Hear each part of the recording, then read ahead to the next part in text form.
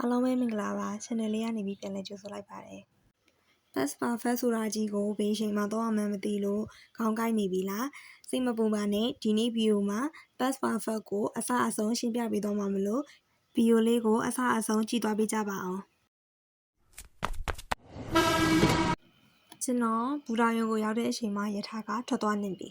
ဒါကိုအင်္ဂလိပ်လိုဘယ်လိုပြောမလဲ When I arrived at the station the train had left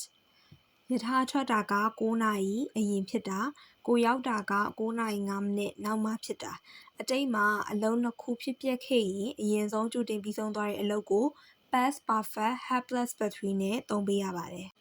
ဆိုတော့ past perfect ကိုအတိတ်ကအလုပ်တစ်ခုမတိုင်ခင်ကြိုတင်ပြီးဆုံးသွားတဲ့အလုပ်ကိုပြောချင်တဲ့အခါမှာသုံးပါတယ် past perfect ကိုသုံးရင်ဘာတွေကောင်းလဲဆိုတော့ဘယ်အလုပ်ကအရင်ဖြစ်လဲဆိုတာကိုတိတိကျကျသိတာစီမယ်ပြီးတော့ပုံမြင်နေပြောတဲ့အခါဒါမှမဟုတ် story line တွေကိုပြန်ပြောတဲ့အခါပို့ပြီးတော့ရှင်းလင်းသွားစေပါတယ်ကဲပုံသင်နည်းလေးကိုကြည့်အောင် subject plus have plus battery ပါဒီနေရာမှာတစ်ချက်မှတ်ရမှာက subject က I you we they he she it ပါပဲဖြစ်ဖြစ် hat had တမျိုးတည်းပဲသုံးရတာမို့အရန်ကိုလွယ်ကူပါတယ်တငယ်ချင်းတွေနဲ့ရုပ်ရှင်သွားကြည့်ကြရပေါ့နော်when we reached the cinema the movie has started ကျွန်တော်တို့ရုပ်ရှင်ရုံကိုရောက်တဲ့အချိန်မှာရုပ်ရှင်ကစနေပြီရုပ်ရှင်ကအရင်စတာမလို့ has started က past perfect နဲ့သုံးထားတယ်ကိုရီရောက်တာကနောက်မှမလို့ reach ကိုတော့ past simple နဲ့သုံးရပါတယ် I couldn't enter because I have lost my key ကျွန်တော်အိမ်ထဲဝင်လို့မရဘူးဘာလို့လဲဆိုတော့တော့ပျောက်သွားလို့ဒီနေရာမှာလဲတော့ကအရင်ဆုံးပျောက်သွားတာ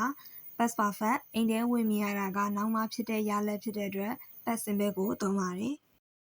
past perfect မှာပေါ့နော် before နဲ့ after ကိုတွဲသုံးတယ် before ကိုကြတော့ have plus battery ရဲ့အရှိမထားပြီးသုံးရတယ် I have finished before I left ငါမသွားခင်ကလေးကပြီးသွားပြီ after ကိုကြတော့ have plus battery ရဲ့နောက်မှာသုံးတယ် after I have eaten I slept ငါစားပြီးရဲ့နောက်မှာငါအိပ်ခဲ့တယ်ပေါ့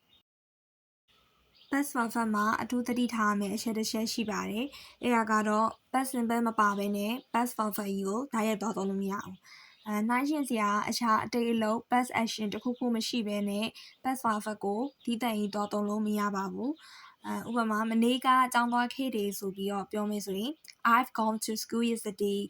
ဒီမှာ have gone ဆိုတာက past perfect ပေါ့နော်။ဒီလိုမျိုးသုံးရင်မှားတယ်။ I went to school yesterday past simple နဲ့ပဲသုံးရပါမယ်။ကဲအခုဆိုရင် past perfect ကိုနားလည်သွားလာပြီဆိုတော့ quiz လေးတစ်ခုလောက်ဖြေကြည့်ရအောင်ငါတို့ရောက်သွားတဲ့အချိန်မှာရုပ်ရှင်ကစနေပြီအဲ့ဆိုရင်အဖြေက A လား B လားပေါ့နော် comment မှာရေးခဲ့ပေးကြပါကဲဒီနေ့သင်ခန်းစာကိုသဘောကျတယ်နားလည်သွားရဲဆိုရင် English with Author channel လေးကို